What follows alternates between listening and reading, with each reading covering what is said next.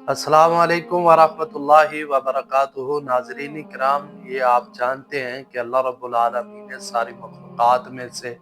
اعلیٰ اور افضل جو مخلوق بنائی ہے وہ انسانوں کی ہے، اور پورے مہینوں میں سے جو اعلیٰ اور افضل مہینہ وہ رمضان کا ہے، ساری راتوں میں سے اعلیٰ اور جو افضل رات ہے وہ لیلۃ القدر ہے، سارے پانیوں میں سے جو اعلیٰ پانی ہے وہ زمزم اور حوض کوثر ہے، ساری کتابوں میں سے جو اعلیٰ اور افضل کتاب ہے وہ قرآن مجید فرقان حمید ہے، اور قرآن پاک کا ہر حرف باعث رحمت ہے، باعث برکت ہے، اور پورے قرآن پاک میں سے سب سے عظیم عظمت اور مرتبے کے اعتبار سے جو آیت ہے وہ آیت الکرسی ہے۔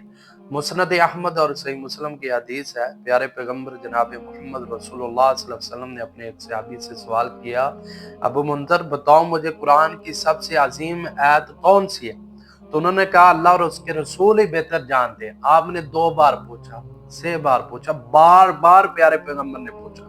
تو پھر انہوں نے کہا اللہ کے نبی، قرآن کی سب سے عظیم آیت جو ہے وہ آیت الکرسی ہے۔ اور آپ اس کا جواب سن کر آپ نے اس کے سینے پہ ہاتھ مارا پیار سے اور کھلکھلا اٹھے، اور آپ نے فرمایا تیرا علم تمہیں مبارک ہو ابو منذر، واقعتاً قرآن کی سب سے عظیم جو آیت ہے عظمت کے اعتبار سے وہ آیت الکرسی ہے۔ تو ناظرین کرام، آیت الکرسی سے پیار کریں، محبت کریں، اس کو پڑھیں، اللہ برکتوں سے نوازے گا۔ وما توفیقی الا